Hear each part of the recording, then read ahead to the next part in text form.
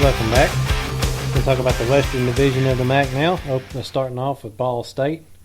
And that's a team I like. I like Ball State. I like their coach, Pete Limbo. I do too, and I think their running back's going to have a lot to do with their success this year. I'm giving them a 10-2 record, only losing to Iowa, and I got them losing at Central Michigan, but they could be 11-1 this year. They very well could be, and I got them winning the West.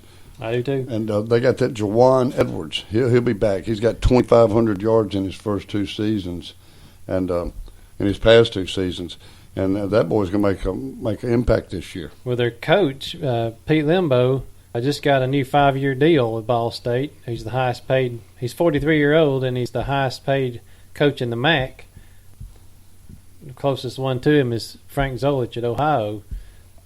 And they're getting facility enhancement and a lot of other things in the deal. So he's got things going right there.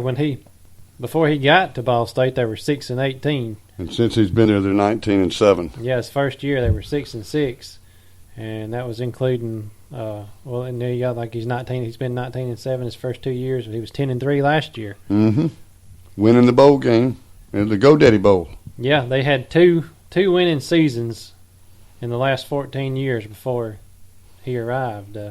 But he's turned programs around everywhere he's been. That's it.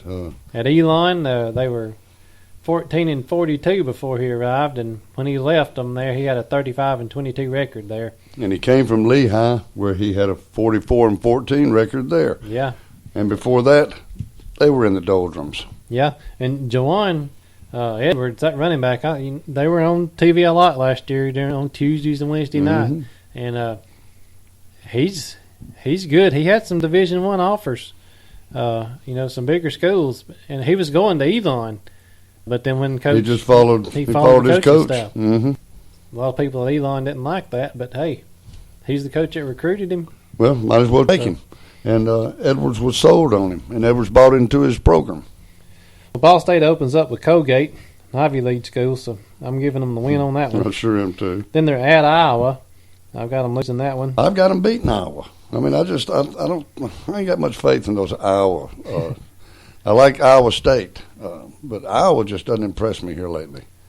Then they have Indiana State, who's the second worst team in Indiana. So, I am looking forward to the Indiana State Indiana game. Oh Lord! Then they're at Toledo, at Army, Western Michigan at home, at Central Michigan, Akron at home, Northern Illinois, at UMass, Eastern Michigan. And close it out with Bowling Green. And that's going to kind of be a championship game right there because Rob and I have Bowling Green winning that division. Mm-hmm. Ball State winning the Western Division. They may play twice. They might do it.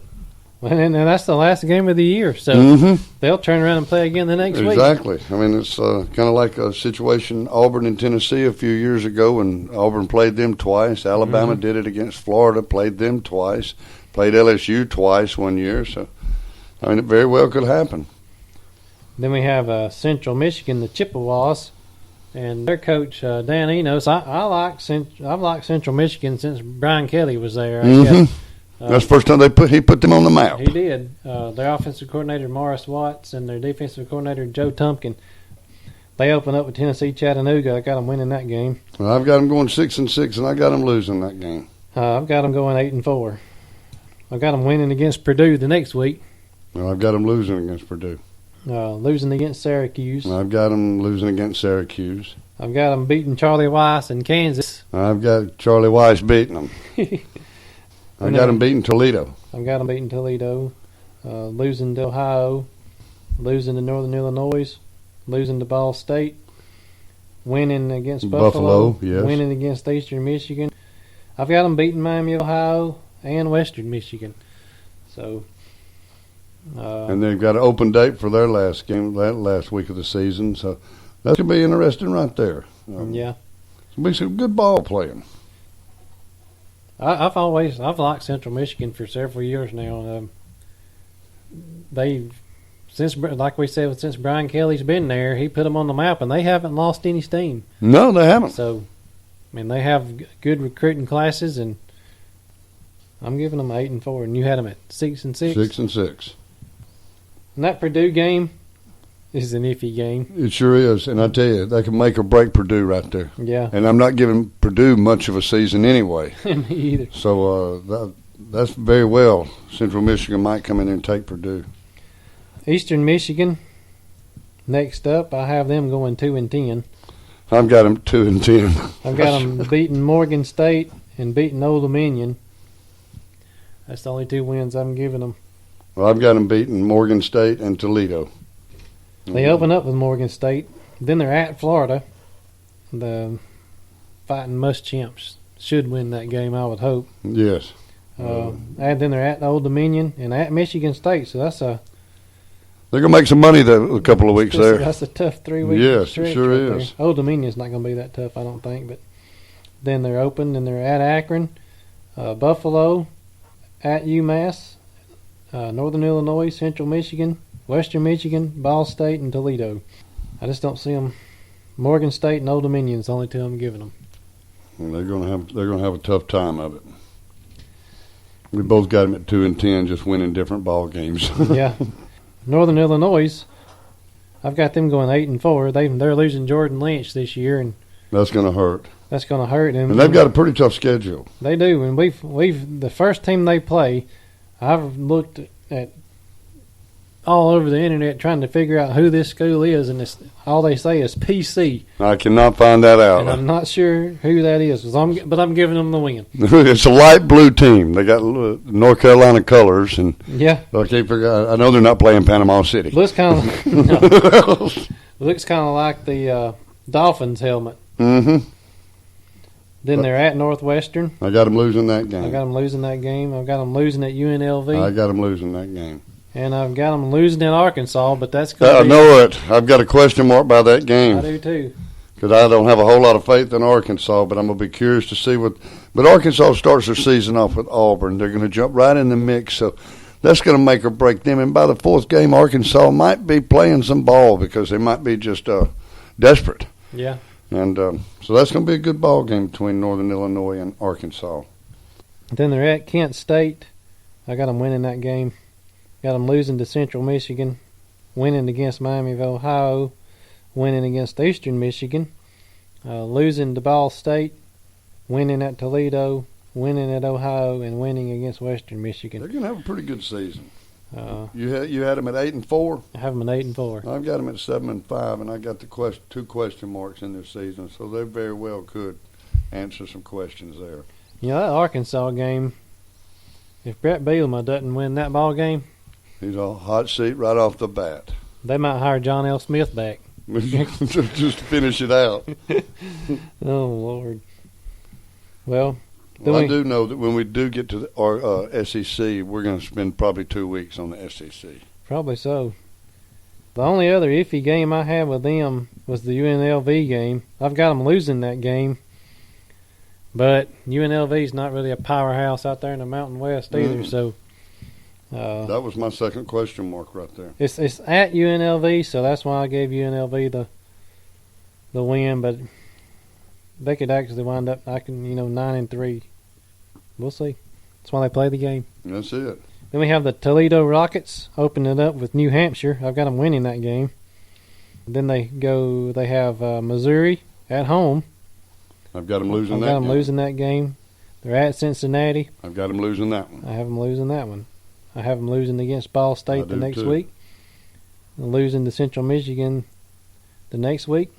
Winning against Western Michigan. And then losing against Iowa State. I have them losing to Iowa State. Then they're open. They have UMass. I've got them winning that game. I do too. I got them beating Kent State. I have them beating Kent State. Losing to Northern Illinois and Bowling Green and winning against Eastern Michigan. That's it. That's the same way I got that ending. There's really not I guess the Kent State game and the Northern Illinois game are the 2 that could make them either a 10-win team or a 7-loss team. So Then we have Western Michigan. I've got them at 4-8. They open up at Purdue, and I've got them actually losing that game. So Purdue will have 1 win on the season. Well, I tell you, I've got them beating Purdue. I really do. I've got them beating Purdue and losing to Idaho, losing to Murray State, losing to Virginia Tech, losing to Toledo, losing to Ball State, losing to Bowling Green. They got the middle of their season is going to be tough, according to me. I've got them beating Idaho and beating Murray State, but other than that, we're about the same. They have Purdue, Idaho, Murray State, Virginia Tech, Toledo, Ball State, Bowling Green, Ohio, Miami of Ohio, Eastern Michigan, Central Michigan, and Northern Illinois. I've got them winning against Eastern Michigan, Murray State, Idaho. Actually, I've just got them with 3 wins, so that's 3-9. Well, I got them at 4-8, so I'll be interested to see that. But I tell you, I enjoy that middle of the week football. I do too. They got I've got Bowling Green winning the East, Ball State winning the West, and I've got Ball State winning it all. I've got Ball State winning it all again. Well, actually, they didn't win it all last year. Bowling Green did, but it was a good ball game. I remember watching that game, and nobody was giving Bowling Green a chance. I know it, and with the way they've got this set up to finish the season playing each other, then turn around and do it again. I mean, it could be iffy. One team could win that last ball game and then turn around the next week, the next team win the championship. Yeah. So, I mean, that's going to be fun to watch right there. The toughest schedule I see on that whole MAC football schedule is UMass, and opening up with Boston College, Colorado, Vanderbilt, and Penn State.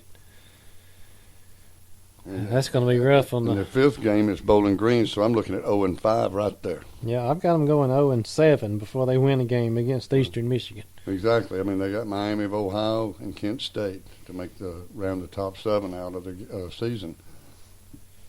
Well, we have all this written down, and we're going to see what happens at the end.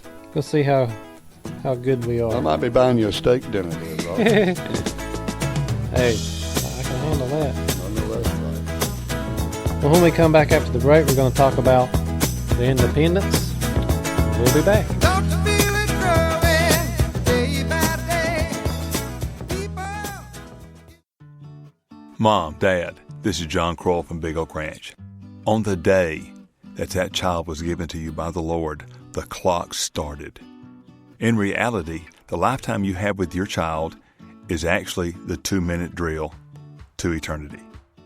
Our children are counting on us to show them the way.